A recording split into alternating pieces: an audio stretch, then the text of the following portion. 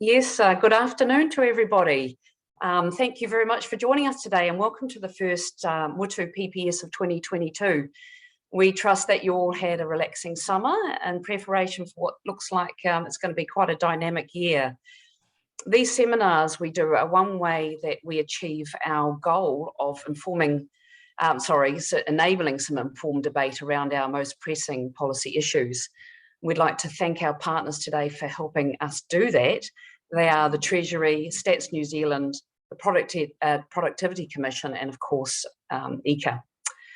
Today's seminar is presented by three of our Motu researchers, Arthur Grimes, Caroline Fife, and Phoebe Taptiklis. They've been working on the Warmer Kiwi studies for the best part of a year, and today they'll present their interim findings to time with the release of the working paper, which is out today. So Nina Campbell and Gareth Gretton are senior advisors at EECA, and they've also been co-leading the impact evaluation for EECA, so they'll be joining us here today. So after today's presentation, there'll be an opportunity to ask questions. If you just use the Q&A box and type your questions in there, then somebody from the Motu team or the EECA team will be available to answer those for you. To give us sort of a framework of the study, I'm going to now hand it over to the EECA team to briefly introduce the Warmer Kiwi study. So Kate, I think you're going to do that. Kia ora. Tēnā koutou katoa. I'm Kate College, Manager of Evidence, Insights and Innovation at EECA, and we're very pleased to work with Motu Economic and Public Policy Research on this impact evaluation of EECA's Warmer Kiwi Homes program.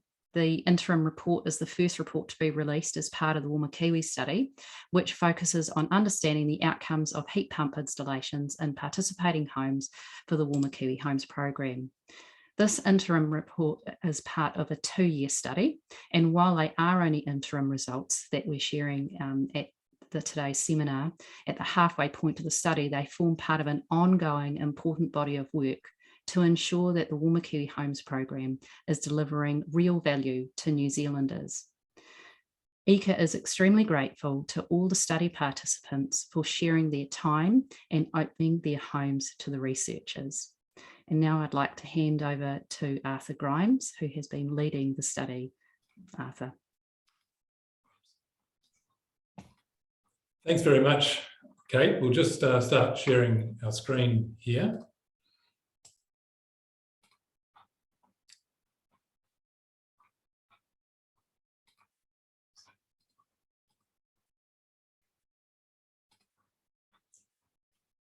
Okay. Well, welcome everyone to this PPS, a public policy seminar for Motu, and thanks Kate and the EECA team for enabling this study to be done. I'm joined here today by Caroline Fife and Phoebe Taptiklis, who are co-authors, and Shannon Minahan is also a co-author of the paper, which is out today.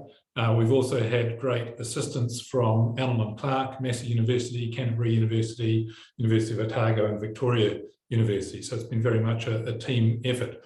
As Kate said, this is an interim report. We have another year to go in terms of the evaluation of the Warmer Kiwi Homes program.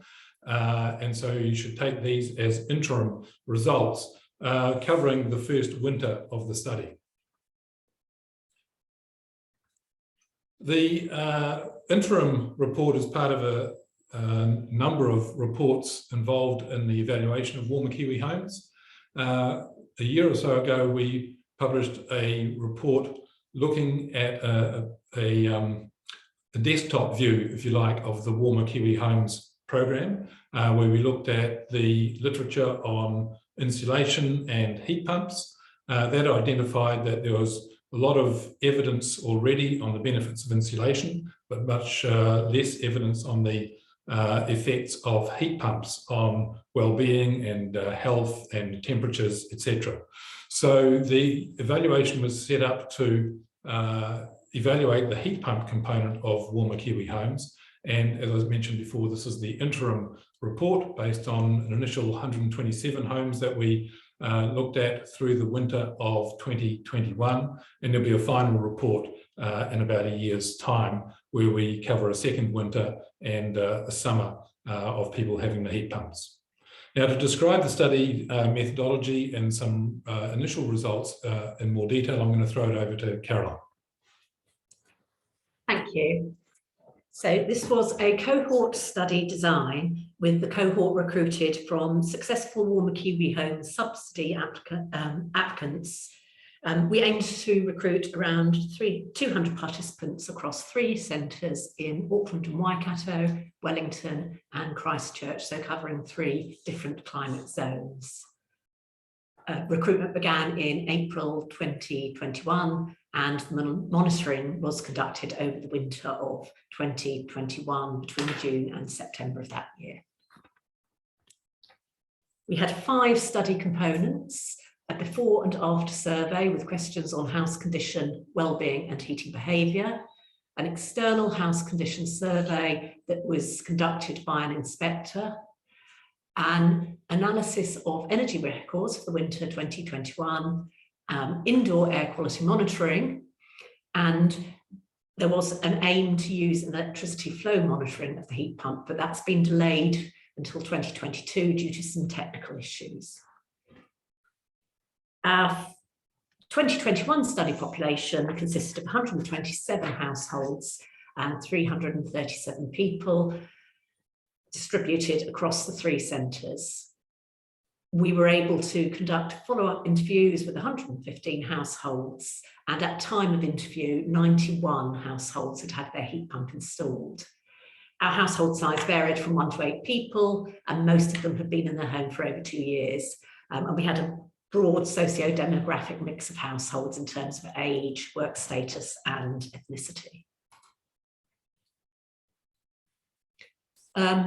Most people in the survey heated their living area, over 93%, and the majority also heated at least 1 bedroom. We only counted the dining room, kitchen and hall if they were separate rooms, so separated by a door. Most people, as you can see, used electric heating to heat their living area. Where a heat pump was mentioned, that either no longer worked or it was in an area outside of the main living area, so somewhere like the hallway. No, that one, sorry.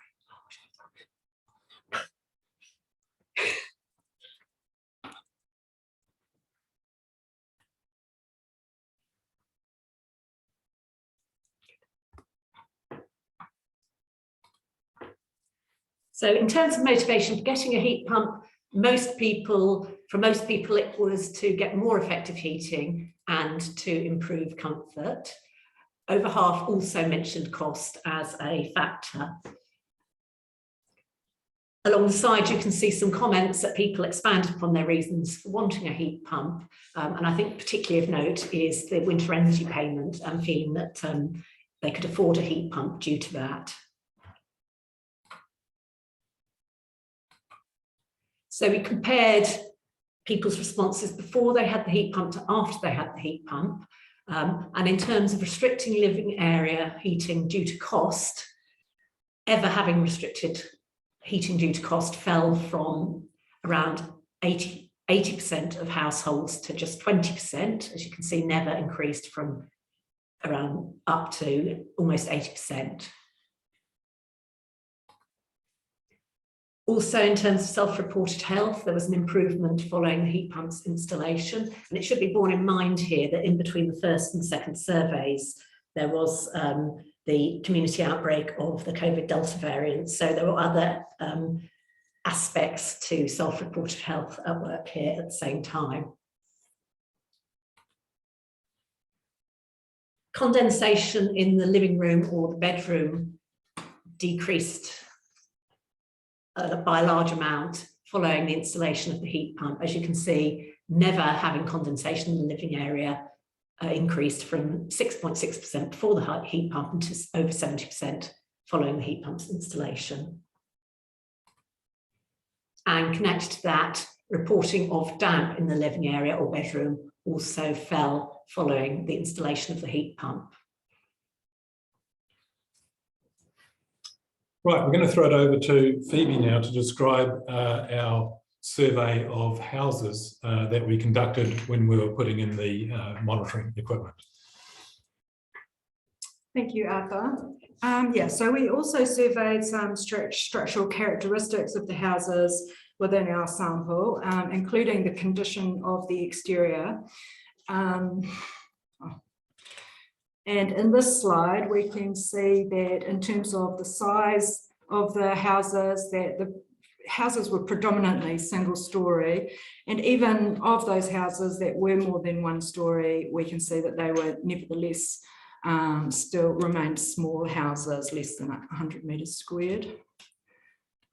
So this slide here is close to my heart because this is a reflection of work that I've done in my PhD, where I've, using the house condition surveys, have showed that these particular aspects of these components of the exterior condition are closely associated with indoor dampness and mold.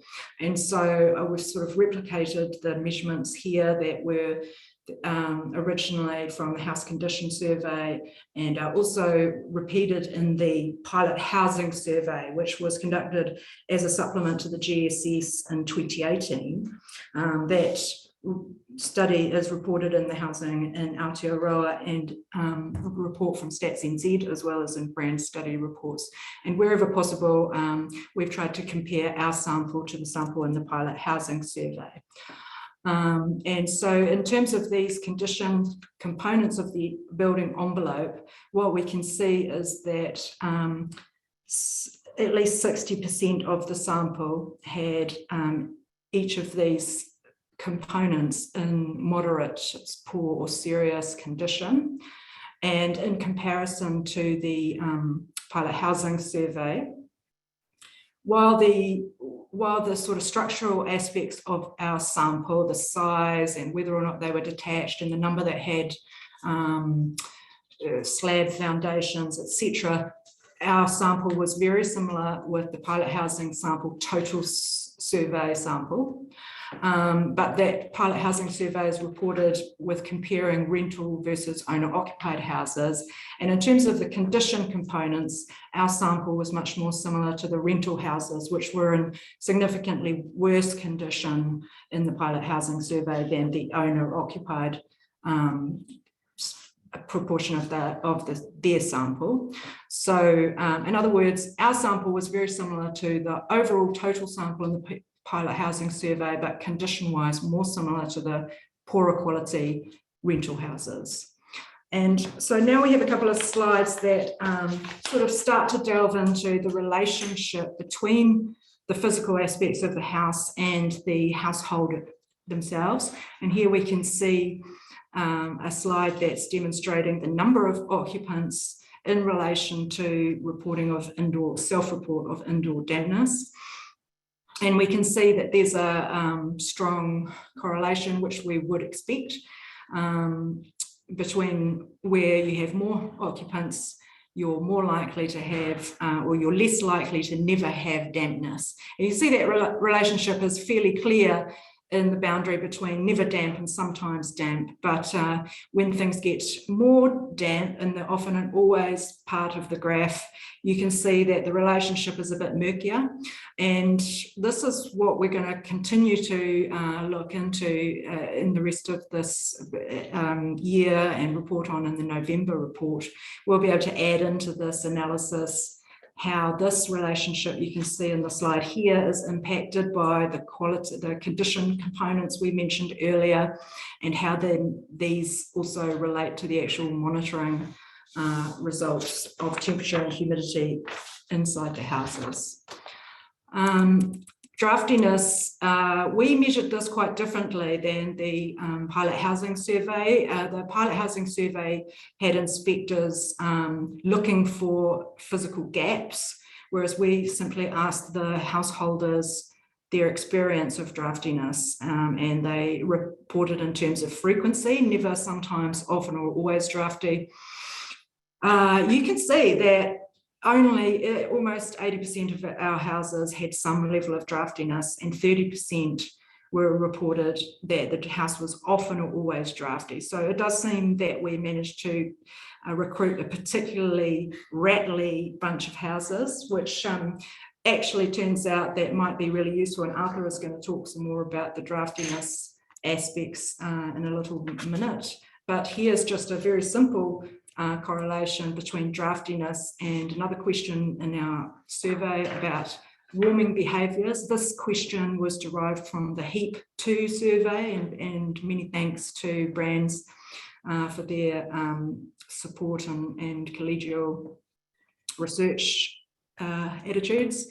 And so we used the same question that they have in their HEAP2 survey about warming behaviours.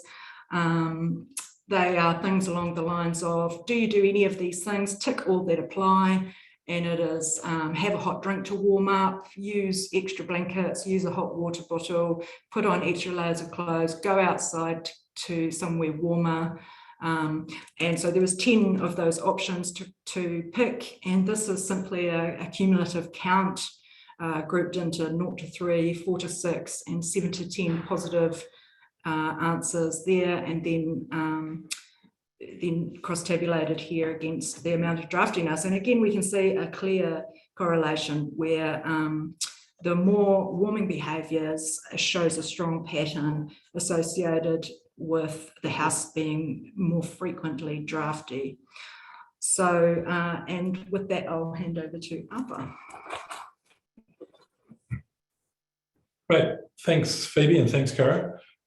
So as Cara mentioned, we had a number of stages to this evaluation, this interim evaluation. We had the questionnaires of households, we had the household inspection, and then we also placed monitoring equipment in the living area of the house that monitored temperature, relative humidity and carbon dioxide, and also the amount of light that comes through into the room.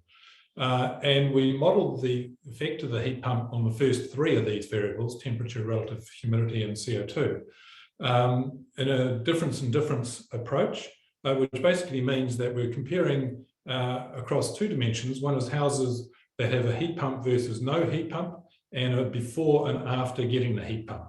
So we're making we're controlling for the time of year, and whether there's warm weather and cold weather outside and all that sort of thing. And then we can estimate whether houses that have a heat pump installed are warmer than they would have been if they had had no heat pump installed. Noting, of course, as Cara had said, that most of these houses were already heating their house in some other fashion before they had the heat pump installed. One of the advantages of COVID-19 for our research strategy was that it led to randomization of the timing of the heat pump installation. No one knew essentially when their heat pump would be installed, and in some cases heat pumps weren't installed till after the interim evaluation had finished. So we always had a control group of houses with no heat pump installed. And our modelling shows that modelling of temperature shows a very big difference in the temperature of the living areas of houses that had a heat pump installed versus the counterfactual of having no heat pump installed. So what this figure shows is it shows the external temperature on the horizontal axis, which we obtained from the NIWA CliFlow database. And then we model the temperature inside the living area of the house, depending on whether the house had a heat pump installed, which is the red line, and or no heat pump installed, which is the blue line. So to read the graph, for instance, if it was freezing outside, it was 0 degrees, say outside, external temperature, then a house without a heat pump on average would have had an internal temperature of 15 degrees, but with a heat pump would have had an average temperature of around 17 degrees. And the bars that are on the next to the dots there show the confidence intervals, 95% confidence intervals around these estimates. And what you'll see is that there's a bigger effect at colder temperatures, colder external temperatures, than there is at warmer external temperatures. And by the time you get up to about 20 degrees external temperature, which was the maximum pretty much that we observed during winter, there's no significant difference between having a heat pump and no heat pump. Of course, that's what we'd expect. But once it gets down to 0 degrees or -5 degrees, there's a very big effect of 2 or 2.5 degrees difference. So the heat pump had a major difference on average for houses that had a heat pump fitted. We also modeled this effect over the time of day. So we looked at it for every hour of the day, and the heat pump impact, essentially the difference between those two lines you saw in the last graph, varies depending on the time of day. So the main impact of the heat pump is around breakfast time, so between sort of 7 and 9 a.m. You'll see the increase in temperatures there of around 1.6 degrees on average, and also around dinner time, say 5 till in the evening, 5 till 10 p.m. in the evening, when the effects are between 1.5 and 2 degrees extra warmth in the living area. So these are the times when people are using their living area and are the times that we see the biggest effect of the heat pump. But even overnight, we're still seeing a difference in temperature of around 1 degree. We also modelled humidity and CO2 outcomes based on the same difference in difference approach. We found a significant reduction in relative humidity. So in other words, houses were less damp inside in the living area once the heat pump was installed. And the size of that effect, to give some idea, is about 6% of the mean indoor humidity, or if you want to put it in variation terms, it's about 35% of the standard deviation that we observed across the houses. So houses were significantly less damp in the living area. And there was also a reduction in CO2 and carbon dioxide of 56 parts per million on average. To give you a feel for that, it's about 1/8 of the mean atmospheric concentration of CO2. And we don't have strong priors on why that's the case, but it may well be that with the added warmth, people felt they could ventilate their living area more with the heat pump than without, and hence leading to a reduction in CO2. Having modelled the indoor characteristics, outcomes of having a heat pump, we also modelled electricity use of houses with a heat pump compared with those without a heat pump. And previous work that we've done had suggested there are two offsetting effects here. One is that a heat pump is more energy efficient than other forms of heating, and so could reduce electricity use. On the other hand, because it's a more effective form of heat, people might use it more, and that could possibly increase electricity use. What we found is that houses with a heat pump, again, the red line here, tended to use less electricity than houses without a heat pump. And recall that heat pump here is replacing generally other forms of heating in the house. So it's probably replacing a less efficient heater with a more efficient heater, and people are reducing their electricity use when they have the heat pump, especially at cold temperatures. Again, you can see the biggest gap there is at cold temperatures. We can't, however, say that this is statistically significant. The confidence intervals do overlap, but it does indicate what we would expect to see. And of course, as temperatures gravitate towards 18 or 20 degrees, there's no saving at all, which again is what we would expect. I would mention here that we are not modelling any reduction in gas use. And so this is probably an understatement of the saving in energy use by households with that have a heat pump installed. Again, if we look at this over the time of day, there are slight increases in energy use around the in electricity use around the very early hours of the morning, and approximately the same in the mid-afternoon. Otherwise, the temperatures show a pretty consistent decline in electricity use relative to houses without a heat pump, and those declines are most pronounced around the sort of breakfast time and the dinner time when the temperature effects are at their maximum. So it seems to be that around these times, people are using their heat pumps instead of other forms of heating. Temperatures are increased as a result, but electricity use is reduced as a result. So just a summary of the effects of the heat pumps from this difference in difference approach. We see that temperature increases, and we saw also from the qualitative survey data that Cara presented that the people's sense of warmth and health and comfort increases as well. Relative humidity decreases with a heat pump, and we again saw that with people's perception of dampness and mold, and CO2 decreases. One caveat I'll put here on the temperature results, or it's an addition as opposed to a caveat, is that actually the biggest savings in temperature. The biggest improvements in temperature were for houses that were not drafty. When people said that their house was drafty, the temperature effect was still there, but it was less pronounced than in houses that are not drafty. So that suggests that draft stopping is also an important component of maintaining a warm house. On the energy use, it likely decreases, especially once we take gas into account, and the decreases are especially pronounced in the evening hours. And of course, these are each of these results are consistent with the aims of the Warmer Kiwi Homes program. These are interim results, and I must emphasise that we will be having a second winter and also a summer of impacts that we're following these houses through. So you should definitely take these results as being interim at this stage, but certainly in the statistical significance of the results was pleasing to see. There are some limitations in the study. As Kara said, we could not use the electricity flow meters that we were hoping to use attached to heat pumps in 2021, and we'll be looking at that in 2022 instead. We had some problems getting electricity data for all of the houses in the study, which limited the number of houses in the electricity component of the study. So we hope to expect to increase the number of houses covered this year. Also, we had the lockdown, which led to some reduction in the number of households in the study compared with what we had hoped for, and also meant that our follow-up qualitative interview had to be over the phone rather than taking place in person.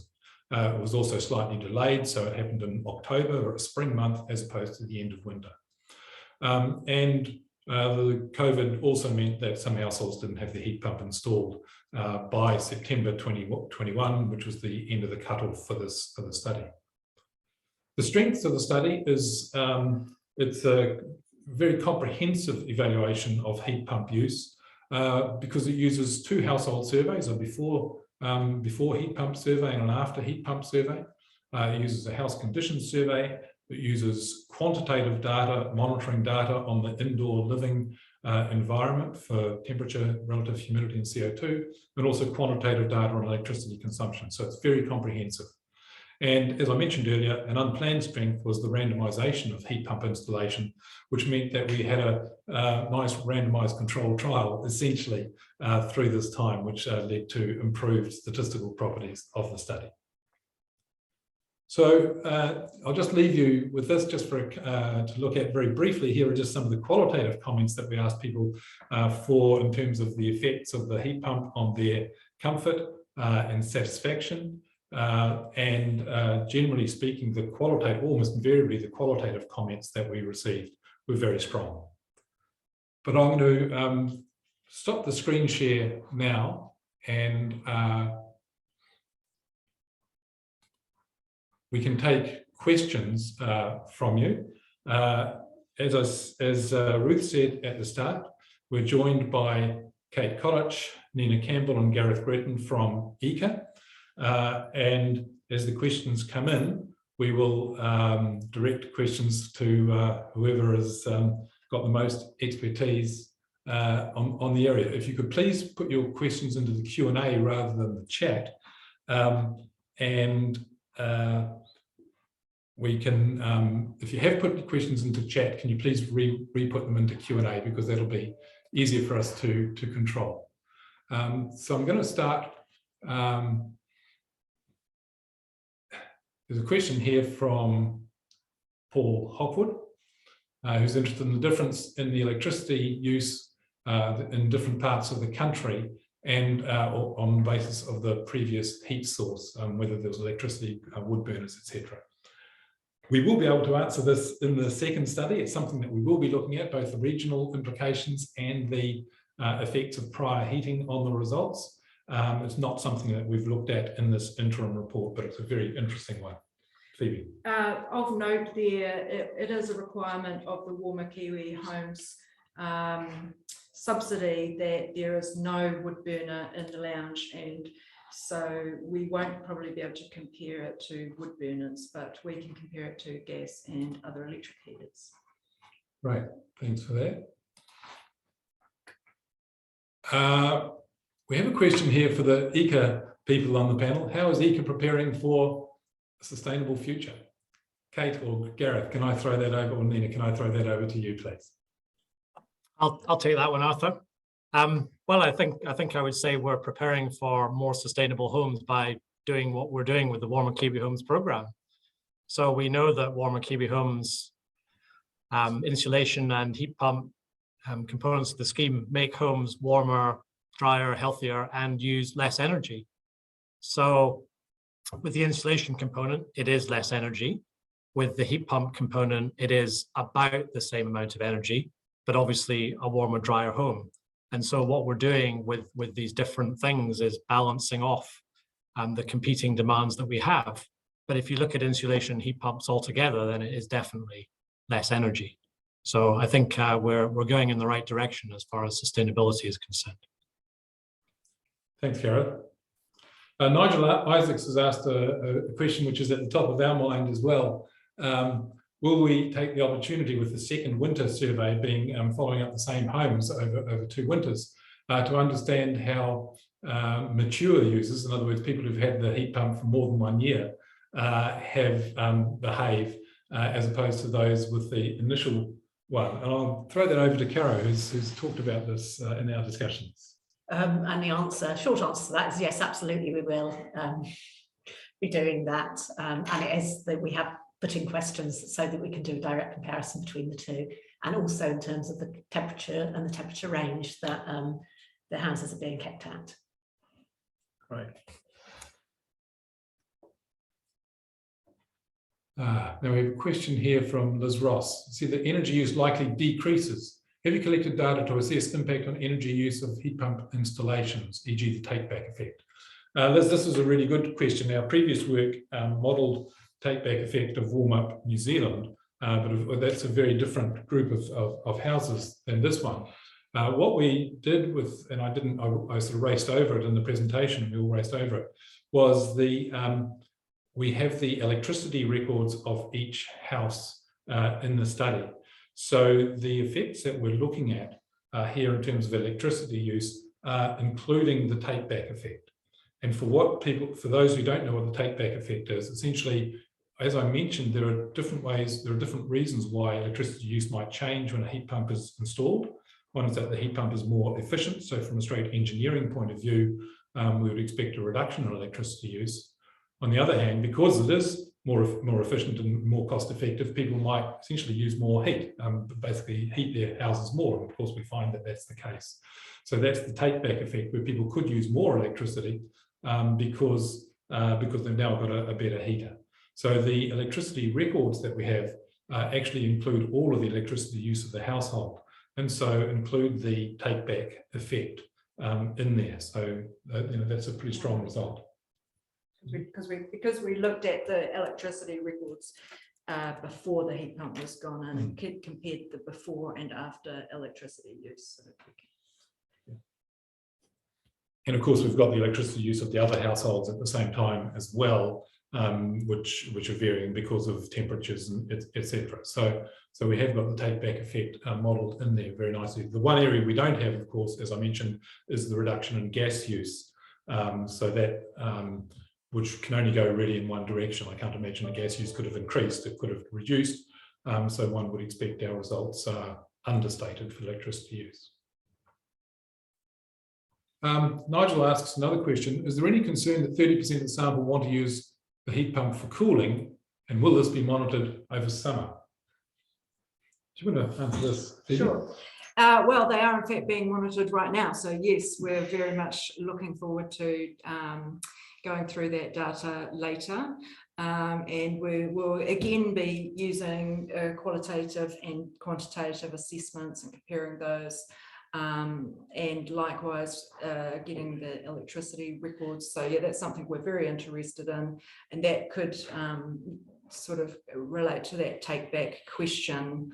That over a whole year, perhaps the heat pump leads to additional electricity use, whereas over winter, it still might reduce the electricity use. That's what we'll be able to see. I wonder if the EECA people have got any comment on that as to whether the idea of using heat pumps as coolers in summer is actually seen to be an environmental benefit for the people that get heat pumps. Yeah, I'm happy to jump in on that one, Arthur. Maybe Gareth wants to add something, but I think I would say as a general principle, what we're really interested in is making sure that New Zealanders' energy needs are met, whatever those might be, and that they're met in the most efficient way possible. So if households require cooling, then what we're concerned about is making sure they do that in the most efficient way possible. Obviously, part of the study is also around heating behaviours. So we're hoping to learn a bit more about how to communicate better with households about how to keep houses cool, and that might provide alternatives to using the cooling system. Obviously, that's something we're interested to find out more about. Thanks for that. Yeah, I'll jump in as well on that, just to add to it. Thanks, Nina. Yeah, maybe 2 points. One is that there's at the moment there isn't a summer peak demand issue in New Zealand. So if heat pumps reduce winter demand, especially at peak, which we know they do, but do make a sort of relatively small contribution in the summer, then from a sort of demand perspective and a peak demand perspective, it isn't such a large concern. And I think I'd also point to other work that's recently been done by Vector, which is also now available on the web, which has taken a slightly different approach. It's looked at a larger sample of houses, and they indeed found a sort of moderate reduction in a moderate reduction in electricity use in the winter due to heat pump, but a moderate increase in the summer. And so, you know, in general, what we see is it's pretty neutral. But as Nina pointed out, it is actually meeting an energy service demand. And so we do want people to be comfortable in their lives, and we sort of regard being comfortable in their homes through using electricity as a sustainable source of energy and a worthwhile source of energy use.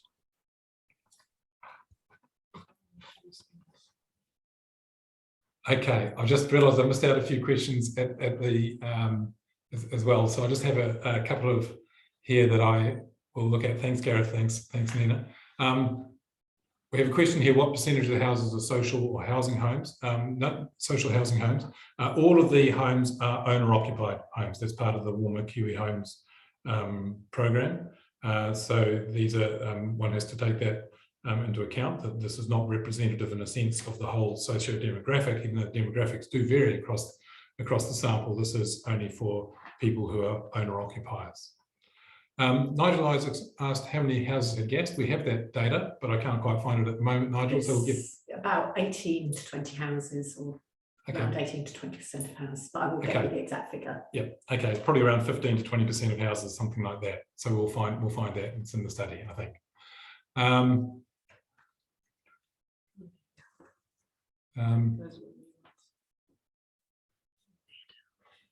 Okay, I'm just trying to navigate my way here. Can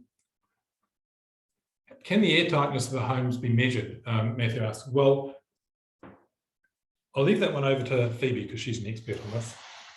Well, I would ask a question in return. Are you offering to, Matthew? Perhaps we should talk. We're doing a lot of data collection in this study, and I'm a big supporter of when you're going in to do a study like this, you should try and collect as much data as possible. Having said that, you do in order to recruit people who are willing to do your study, you do need to reduce the burden on your participants. And so for a lot of questions, we did rely on self-report, including the draftiness, the dampness, and the mold. I believe that those questions have worked out really well. We can see that the draftiness related to the temperature difference in the modelling. So I'm actually a strong supporter of self-reported questions in this area, in particular if you ask them in relation to frequency. And I was inspired by the GSS to use their never, sometimes, often, always cut points. I think that this is actually useful. If you don't want to come and measure our houses, Matthew Cutler-Welsh, perhaps we could do a validation of those cut points in the air tightness question against some measurements. Yeah, thanks. And that, as Phoebe said, the draftiness qualitative question turned out to be very, very important in terms of our modelling of the temperature effects of getting a heat pump. So it clearly is a variable that's got some strong validity there. We have a question from Emma saying, given the small sample, could the study use the synthetic control?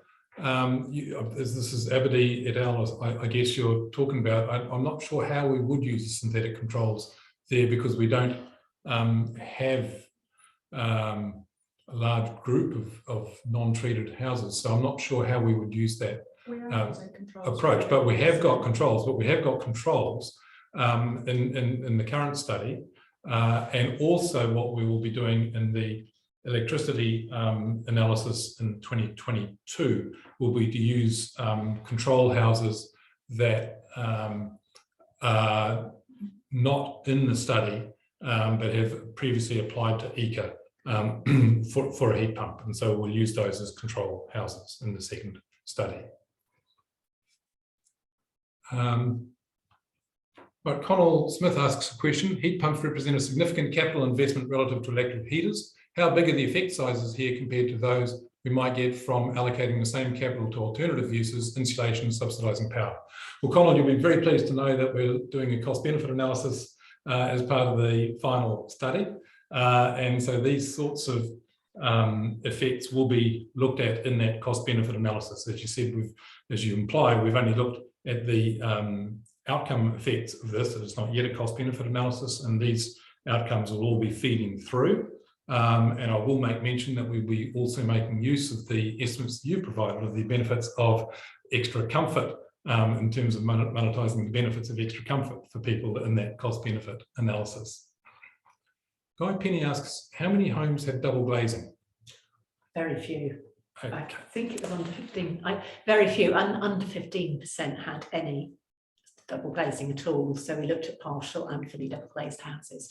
The age of the houses was in general quite old, so any double glazing would have had to have been retrofitted, and that wasn't common, unfortunately. But we can again test for these things now in our work over the coming year. We can cut the sample by, for instance, those that are double glazing, those that have different exteriors, those that have gas heating beforehand or other forms of electric heating, etc. And so we can actually look at whether these effects vary, not just by draftiness, but by some other of these house characteristics as well. So thanks for suggesting that. Philip Young asks, can we interpret reduction in CO2 and reduction in humidity to indicate increased ventilation by open windows with heat pump during cooler days, leading to improved indoor environmental quality and health? Phoebe, do you have a view on that? I would be cautious about interpreting it to mean that people have open windows. It's possible, but I think another interpretation might simply be that more internal doors are being left open. We did have, and this is something we can actually report on in the second report, because we asked people about this behaviour, about shutting off rooms in both the before and the after survey. We'll be able to compare that and say actually whether it was due to simply opening up the house itself within, in the interior, and if it's no to that, then possibly it means people may actually be opening their windows in winter as well. So we can look at that. Thanks for that. Paul Stone, was there any investigation into the relative affordability of the heat pumps for the owners? I'll throw this one actually over to EECA in terms of the characteristics of the program and the parameters of the program, and what you understand about this side of things. Kate, do you want to come in, or Lena? Gareth? Gareth. I was just going to say, could you point me to that specific question? Okay. It's from Paul Stone at 1:02 p.m. which orders it nicely. Was there any investigation into the relative affordability of the heat for the owners? Well, I think the fact that it's a subsidy program obviously means that they are significantly more affordable to homeowners. So currently we're offering 80% subsidy. So if we think about a heat pump on average costing, somewhere between $2,000 and $2,500, then for a homeowner paying about 20% of that, we're talking about, sort of somewhere in the realms of, $500. So given the energy savings and electricity cost savings from this, I think it does make it affordable. And indeed, we do analyze this, and we think the heat pumps do represent, some of the most sustainable and most affordable forms of heating when you consider a total cost of ownership approach. And maybe just also kind of worth reflecting back on the fact that, as Arthur has said, heat pumps reduce electricity consumption, especially around peak demand periods. And around peak demand periods, there are sort of additional costs of supplying electricity, which are often sort of socialized for residential customers. And by socialized, I mean that the cost per kilowatt hour that a customer pays is generally not reflective of time of use pricing for residential. And there's also the fact that the capacity of transmission lines and distribution infrastructure has to be very much designed for peak demand. So we think that anything that does reduce peak electricity demand has really quite significant additional benefits. And I think that's really where heat pumps come in, because they are able to produce so much heat with so little electricity. Thanks, Gareth. James Silk asks, are you adding any comparative testing of adding other draft exclusion measures or behaviour change toolkits to help best use the heat pump for those that still defer heating essentially because of cost? One of the things in this study, Jamie, is that we don't want to have other interventions through this period. Otherwise, we could be essentially clouding the results. So we do ask people whether they've taken other measures, the hot drinks and various other things that Phoebe mentioned, but we don't want to start getting in there and actively changing their behaviours. Otherwise, we would not be having a rigorous study, if you like, of the effects of the heat pump itself. I think that once we identify some of these important areas like draftiness, etc., then future work within EECA may well want to follow that up. And I know our EECA colleagues here have been, taking note of the draftiness results, for instance, as saying, oh, that's interesting, we should maybe look at that.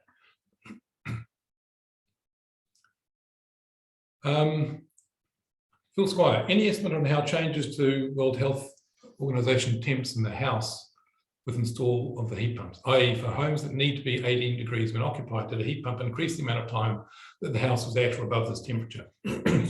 Well, Phil, yes, very much the results imply that that's the case. We haven't done it as a proportion in the sense that you've put it there. But if you go back to the slides that I had, then essentially a house that would have been around, say, 16 degrees previously in terms of heat in the living area has probably gone up to around 18 degrees with the heat pump installed. So, and this is particularly the case during times when people are most likely to be using the living area, being breakfast and evening times. So we haven't done it as a proportion in the way that you said, but quite clearly the result is a much warmer house in terms of meeting the WHO standards. I just wanted to add one thing, that if you look at the graph that Arthur's mentioning there in the report, and you look along the x-axis, you'll see that the outdoor temperature at which the houses on average hit 18 degrees is a lot lower for those houses that have had the heat pump installed. So those houses are hitting 18 around about 5 degrees at external temperature, whereas for the houses without a heat pump, it doesn't hit 18 until the external temperature is about 15 degrees. So that's a very big and significant difference that, perhaps we need to do some more presenting some other ways to emphasize those findings. Yeah, thanks for that. That's it's very useful to go through those graphs. Matthew Welsh again, with a heat pump installed, do you know if people tend to keep and use the plug-in heaters they might have had previously? Are they adding heating capacity or substituting the source? I don't think we've actually asked on that yet, have we? Well, we have the data for that because we asked before and after which rooms were heated and what they were heated by. And there was some indication by people that they didn't have enough heaters to physically heat every room they wanted to. Before they pumped. Before the heat pump, yeah. So there's a possibility that they were doing that.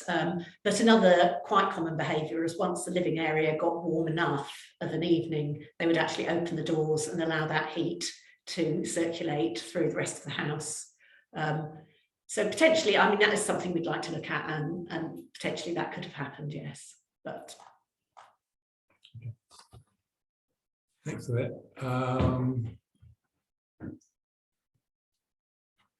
Right, Kim Nathan, very interesting results. My question is the effect on spot market prices of evening temperatures during the day, especially late afternoon when offices, factories, etc. In our heating study, Orion was most interested in this, lower the need to use the spot market. So as Gareth said, the biggest savings in electricity appear to be especially around the evening sort of dinner period. So I think that's pretty consistent with the idea that this is reducing electricity consumption at the times of peak demand in terms of the spot market. And as Gareth said, those prices aren't normally sent through, reflected in household prices adequately. So the people are reducing electricity use at the times when we would most hope they would reduce electricity use from a national point of view. Gareth, do you want to add anything on that?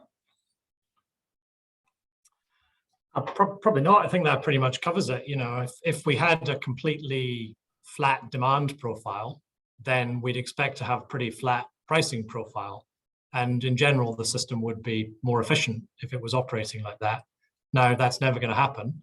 But anything we can do to reduce peak demand is definitely going to help in that direction. So I think it's definitely a positive aspect of heat pumps. Yeah, another positive aspect that Kim actually refers to another comment is that higher temperatures early in the morning is very good for reducing early morning deaths, where cold is stressful on cardiovascular systems. Now, in our work that we did on Warm Up New Zealand almost 10 years ago, we found that having greater heating was particularly beneficial for people with cardiovascular problems.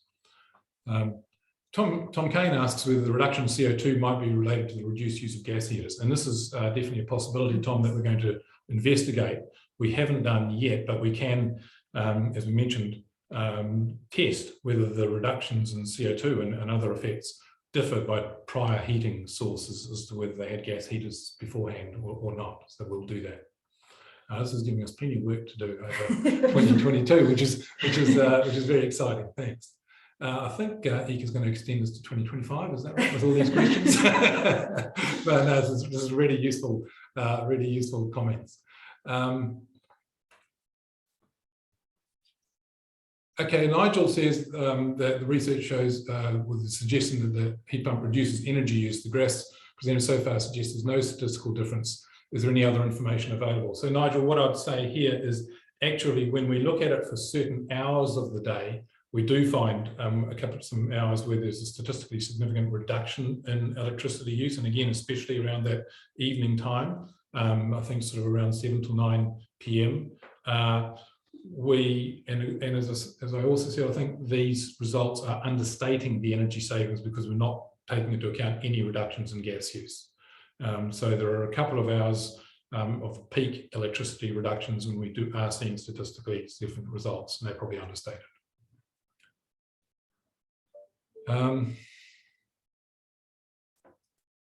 Well, here's a question for the EECA team.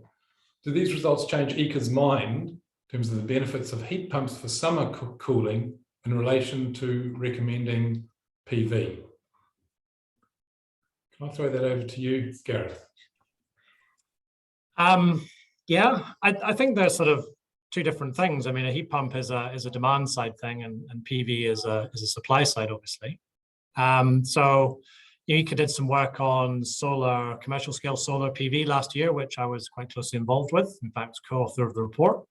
And it's very much our recommendation that, you know, solar is probably most efficiently delivered at larger scale.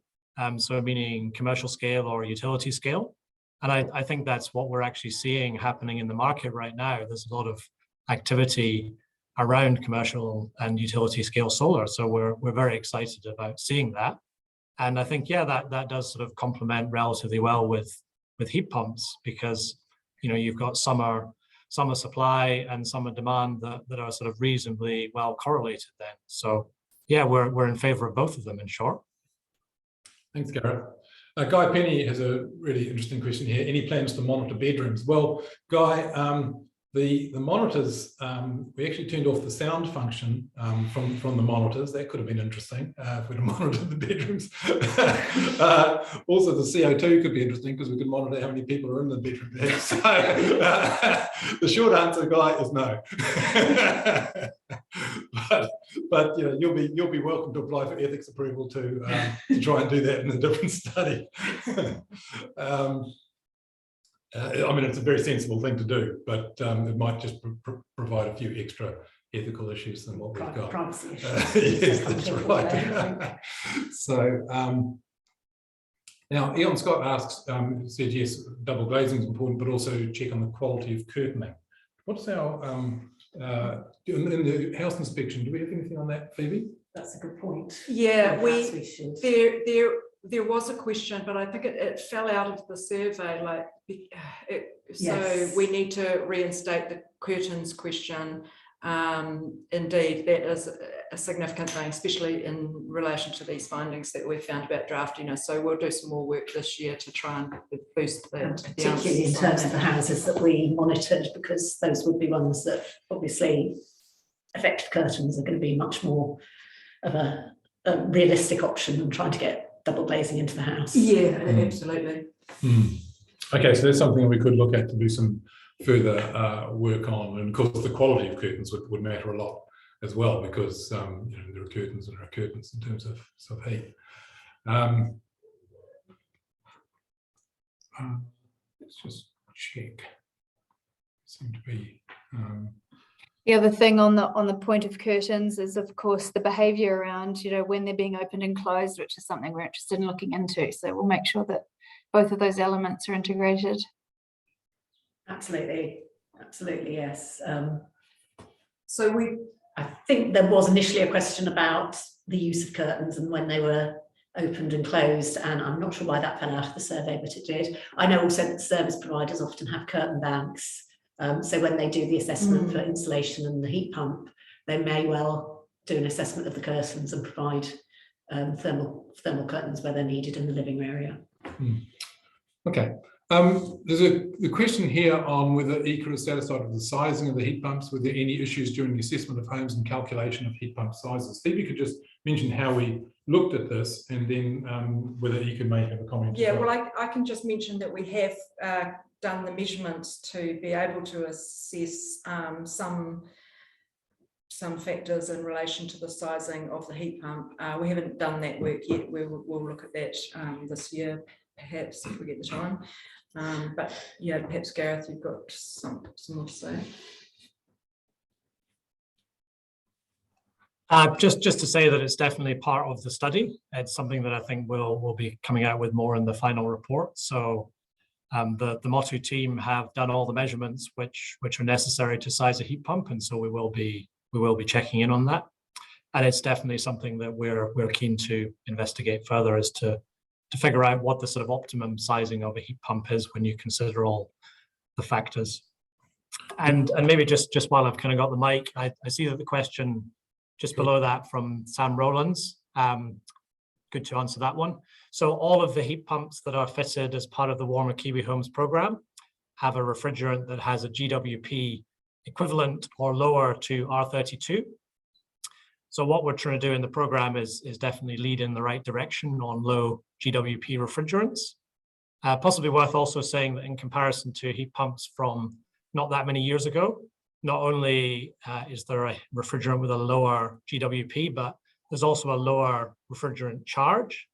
And so your worst case scenario of 100% of refrigerant leakage at end of life, which we do think is a very pessimistic way of looking at it, the sort of total equivalent CO2 emissions would be sort of half to a quarter of what we had a few years ago. So definitely heading in the right direction. CO2 would be great as models become available, and definitely something that we continue to look at. Thanks, Gareth. There's a question here about whether we received any negative comments about heat pumps. I can only recall one very fractionally negative comment. Caro might remember that.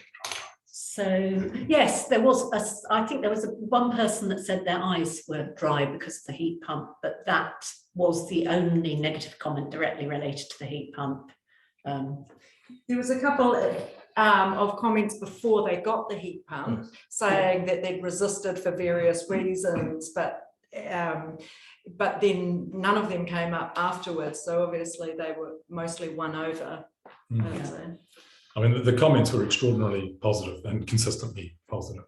Ingrid's from Dwell's got a great questions here about whether we think the findings are valid for renters, because these are for owner occupiers. But one of the points that Phoebe mentions in, which you might have mentioned in the presentation, was how similar the condition of many of our houses are compared with the rental stock rather than the owner occupier stock. Maybe Phoebe, you could expand on that. Yeah, I would say that these results are very comparable to renters.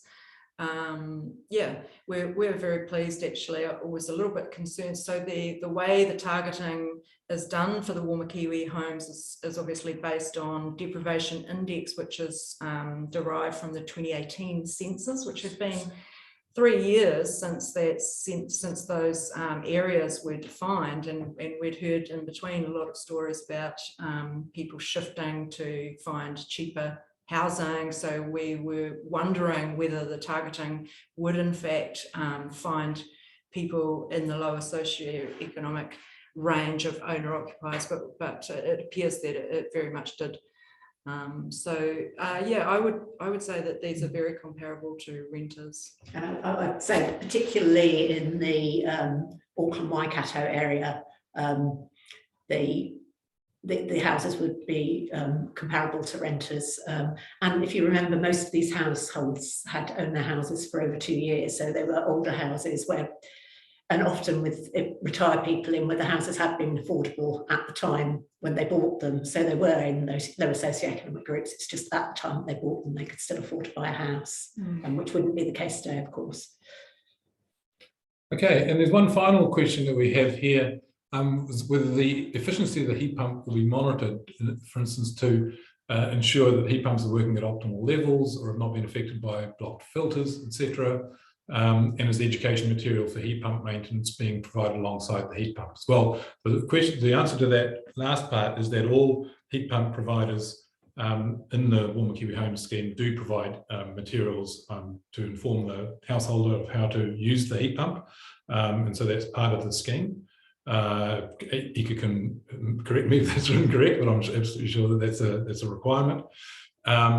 The monitoring of the heat pump over time comes a little bit back to the question that I think Nigel raised about the effects in the second winter as opposed to the first winter. So one of the things that we could look at will be to see whether the heat pump is less effective, in terms of bang for buck in the second winter than the first winter, which might imply either change in behaviour or change in the blockage of the heat pump not being cleaned. And so those are some questions that we can look at. And another related question would be whether you get the most efficient use out of your heat pump by switching it on and off, to heat up at particular times, or perhaps it's actually more efficient to leave it running all day. So we'll hopefully have people who choose both those options, and we can compare that. I'll jump in on that one, Phoebe, and say it's EECA's very clear and definitive advice that you should turn it off if you're leaving your house. Brands have done some work on this, and yeah, with the sort of houses that are typical of New Zealand and very typical of our cohort here, especially considering the draftiness, then yeah, it's definitely better to turn them off if you're going out. Sure. In particular, I'm thinking about overnight, particularly for older people, when we're talking about those early morning, the coldest temperatures are, sort of between 4 and 7 a.m. And if you just turn your heater down to say 18 degrees and keep your house at 18 degrees all night, it could be that that's better for your health, and possibly I'm still interested in how the behaviour influences the electricity use. We might be able to find that out anyway by asking people what they did in the second year and then comparing things like their energy records, and that should give us quite a definitive answer about what is the better option. Yeah. A big attraction of the heat pumps was that they gave you instant heat. I think that's why we saw that spike in the morning, because it was worth turning the heater on for breakfast, whereas before they probably thought by the time the heat's up, I've got to leave. But certainly we'll be having a look at that. And we do ask questions in the qualitative survey as to how they've used the heat pump. The follow-up survey asked whether people set it at a particular temperature or changed the fan and did all sorts of other things. So we do have some information there on how people say they've used their heat pump. So look, that's just about all the questions. One, will the energy spend be compared pre, post, and 18 months of the households? Yes, well, we'll be looking at the same households over 2 years or 18 months, essentially. So we will be looking at those households over 2 separate winters to see whether there's changes in there. So look, thanks very much, everyone, for participating today. The questions have been fantastic. It's given us a lot of ideas in terms of follow-ups through this year. Thank you very much to Kate and Gareth and Nina for participating from EECA. It's been a wonderful partnership so far in terms of getting this done. And thanks to all our research partners as well. And finally, thanks to the heat pump, the service providers who've been magnificent in the various areas. And of course, our household participants who've had to endure us going in and inspecting their house and having monitors, etc., in the living room, etc. They've been fabulously cooperative, and most of the people who are in the survey have agreed to stay on for the next year. So thanks everyone for your participation, and we'll finish it up there. Thank you. Thank you. Thanks. Thanks, everyone. Look Thank forward you. to sharing the final results in a year from now. Yeah, thanks all for your interest in this work. Thanks a lot.